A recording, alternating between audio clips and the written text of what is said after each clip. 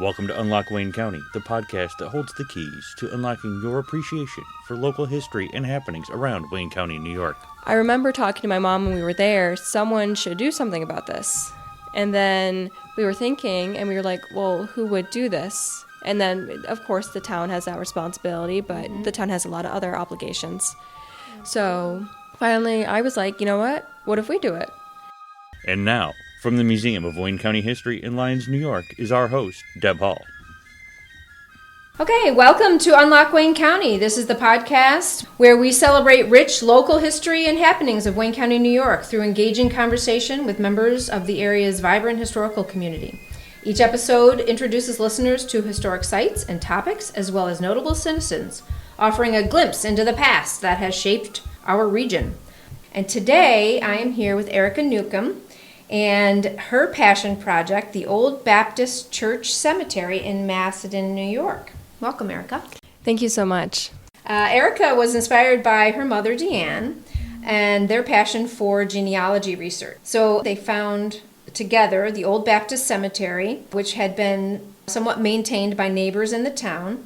And it revealed, though, a forgotten resting place that was plagued with fallen headstones and unmarked burial plots. Erika's desire was sparked, and it turns out that she did so much more. She spent the last 4 years continuing the cleanup efforts and research that had been started before her. In this episode, we're going to talk to Erika, and she's going to share her story of piecing together gravestones and the stories of some of our county's founding fathers. So, Erika, what inspired you? I mean, I just mentioned that the trip around town looking for cemeteries sort of was an inspiration. But when you and your mother were out and about, what kind of things were you thinking about when you found this cemetery? So at first, it was actually difficult to find the cemetery. There wasn't very much a clear path. I mean, you went to the cemetery, you got to see how it's a little bit hidden back there. Yeah, it's landlocked, yes. As you say. So we were trying to go through weeds even. We really couldn't find it until we asked the neighbors. And when we got there, we were taking photos for Find a Grave and all doing that kind of stuff, future record keeping. It was more those spontaneous trips where I've kind of grown up with my mom being a genealogist as a hobby. Let's go to a cemetery randomly. So I hopped in the car with her and I'm like, okay, we're going to a cemetery. So when we got there to the cemetery, it wasn't in deplorable condition, but you could see that it needed a little bit of love.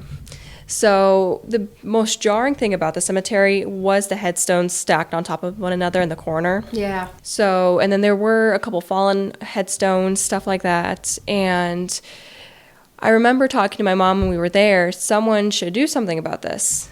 And then we were thinking, and we were like, well, who would do this? And then, of course, the town has that responsibility, but the town has a lot of other obligations.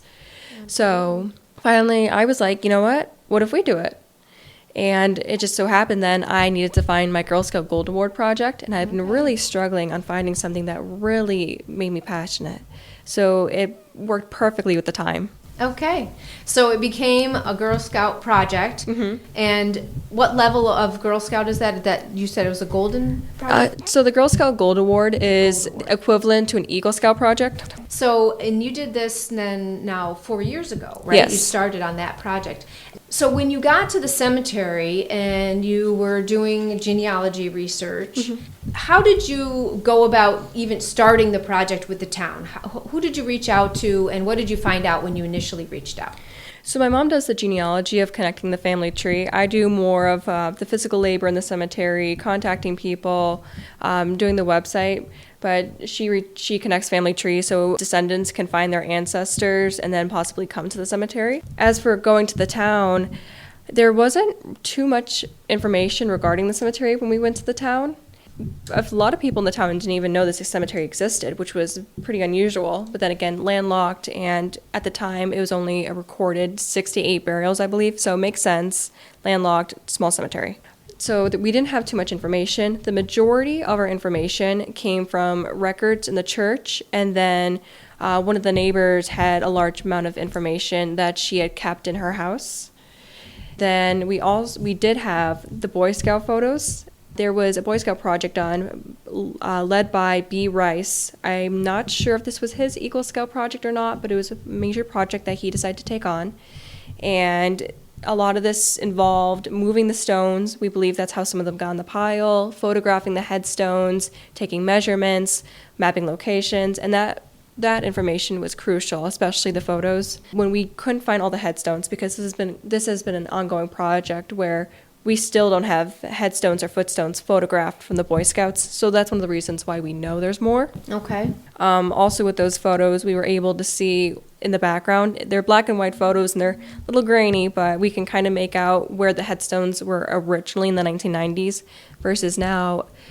I want to say like 90% of the headstones have been moved just around the cemetery, and they were moved prior to 2006. So it sounds like it's almost like piecing together not only gravestones, headstones that have cracked and fallen, but piecing together the story of the original plot, why it was there, and the people that are there, and piecing together where they were all laid out. Because now, as when I went and visited, you said, that all of the headstones aren't necessarily in the same location because there isn't a good written record of where each burial site was. So your goal is to put this back together in a logical manner with family members potentially, and also so that it can be maintained easily, right? Mowed easily. So on that journey, talk a little bit about the old Baptist church then. Did you have to go to the church, and the church had these records? And so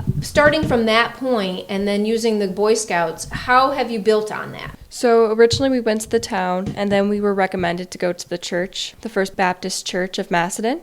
And we talked to them, and we got a booklet that mentioned people such as Lemuel Spear, who's been dubbed the founder of the Baptist Church, Macedon Baptist Church. Okay. So in finding him and then piecing together, did you also find a gravestone for him at the? We did find a gravestone for him. So Lemuel Spear is a little special because he has 3 headstones now. Oh. So there is a marker in the cemetery, and it lists a whole bunch of different names, and one of the names is Lemuel Spear. Lemuel Spear also has a military headstone.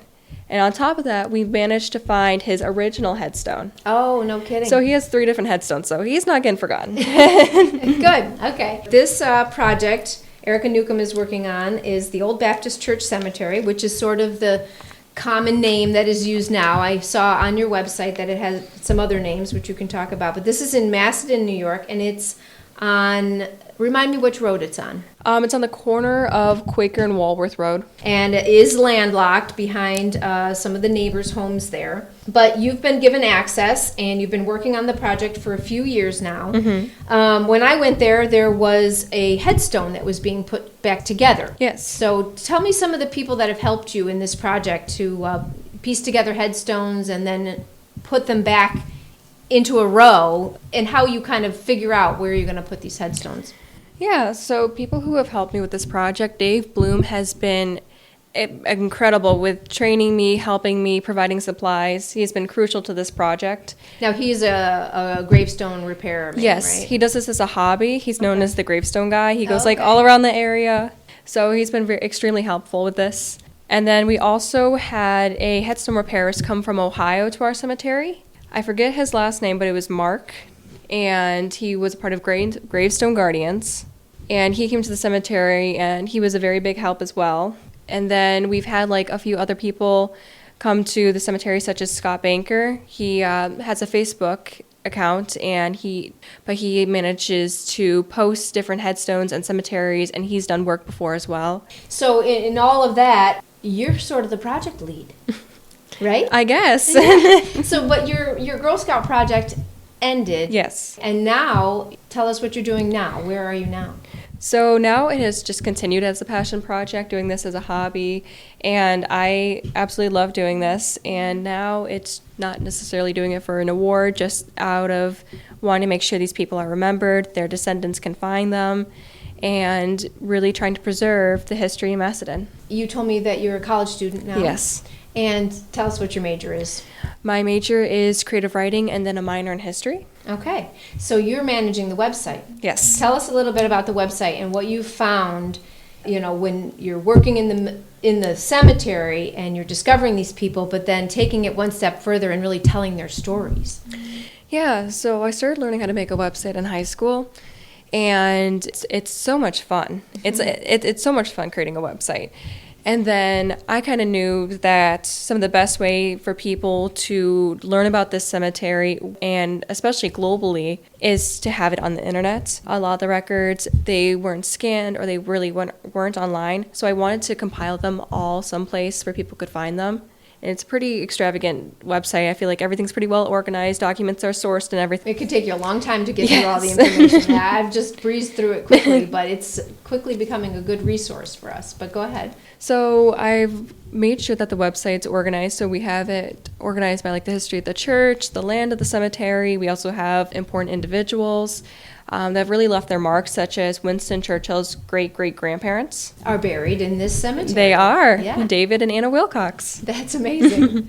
We also have people such as Aaron and Betsy Brister, Lemuel Spear, Hannah and Webb Harwood, the town founders. So all those individuals are listed. We have it then organized by the veterans, and then everyone listed in the cemetery with their gravestone photos attached, with the find a grave links also attached. That's great. Yes. So this is where your project sort of matches up with Yes. your mother's passion to Yes. do genealogy and make sure those things are online also. Yeah. Having the information, data online has really changed the whole genealogy and historic research field. So you're adding to that, and that's amazing.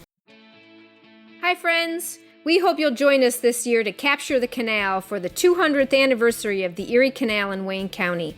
We are featuring 7 Erie Canal trips with the Finger Lakes Water Adventures pontoon boat and history teller Bob Stopper. Each trip includes snacks, cash bar, and a restroom.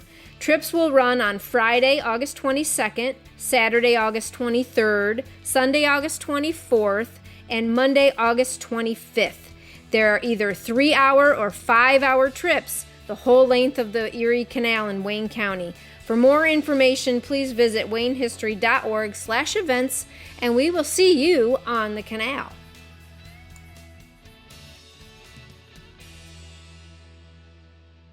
You mentioned some soldiers. Yes. And you've found soldiers, found names of soldiers, and had traced them back. Tell us a little bit about some of those soldiers that are buried in the cemetery. Yeah, so originally we only had 2 known soldiers in our cemetery. That was Lemuel Spear, who fought in the Revolutionary War, and then Ephraim Green, who on his military headstone says he fought in the Revolutionary War, but that is incorrect. He fought in the War of 1812. Abner Hill, we know he was in the military, but we don't know if he fought in a war or if he did, which war, so we're still continuously researching that. We have Jacob Spear, who is Lemuel Spear's son, who fought in the War of 1812. And we do believe that Erin Brister, wife of Betsy Brister, is buried in the Old Baptist Cemetery. He was an African American, and he fought in the Revolutionary War. And based off certain records that we have, and that his wife is buried there, that's his church, we do believe that he's buried there. We just have not been able to find a headstone. And most of the records about the cemetery, especially when Aaron was buried, are completely lost in a fire. And you mentioned earlier in our conversation at the cemetery that there are programs through the Veterans Administration that you can get headstones. Correct. So are you actively working on a project for headstones? We are, yes. So I would like to backtrack real quick and also say that before starting this project, we found out our town founder, Webb Harwood, actually was in the Revolutionary War, which prior to that was unknown. So that was pretty interesting. Oh, yes. So going back toward the military headstones, we have a lot of people who do not have headstones. We are very fortunate for the people who their headstones are in good shape. I would like to give the example of Levi Wood. Levi Wood, when we first found his military records, he did not have a headstone. He was in a similar position as Lemuel Spear, who was on we call it the mass headstone, with all the different names listed. Oh, which was a project somebody else had done prior to you. That was the previous town historian, Helen Bergio. Okay, yep. And she did a mass headstone because she found the records and didn't have the original headstones to match. And so she just wanted to mark that. Okay, great. So you use that information and continue. So we only had a chunk of Levi Wood's headstone, and because of that, when we sent in his records to the VA and we described and sent a picture of the condition of his headstone. They provided us with a new military headstone for Levi Wood. So Levi now is on the mass headstone. He has a headstone that we will be fixing. We don't have all the pieces yet, Okay. but we found more since originally submitting into the VA. And then we have this brand new military headstone. Oh, wow. So Yeah. he's really going to be marked Yes. out there. Okay, that's great. Wow. In talking, my biggest curiosity right now is, have you had any descendants reach out to you and say, we didn't know where our ancestor was buried and now we know? I have, yes. Oh, that's great. I believe it was a couple from Texas. It was either a couple from Texas or Connecticut, and they came looking for the cemetery, trying to find their ancestors. We also had on Find a Graves, after we posted Abner Hill confirming that he was buried there, because prior to that, no one knew where he was buried.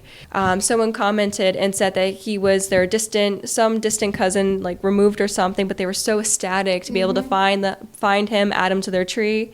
We've also had a distant descendant of the Wilcoxes come to the cemetery, and he actually helped out with one of the volunteer days. So that was very cool. Oh, fun. Yes. I was going to ask about the Churchill Yeah. family. Yeah, the distant relative. That's great. You know, I think it gives people a sense of community, you know, Yeah. and like family and connection, you know, connection to an area and the country. Finding them and naming them and, and certainly locating cemetery burial plots is one thing, but also the stories.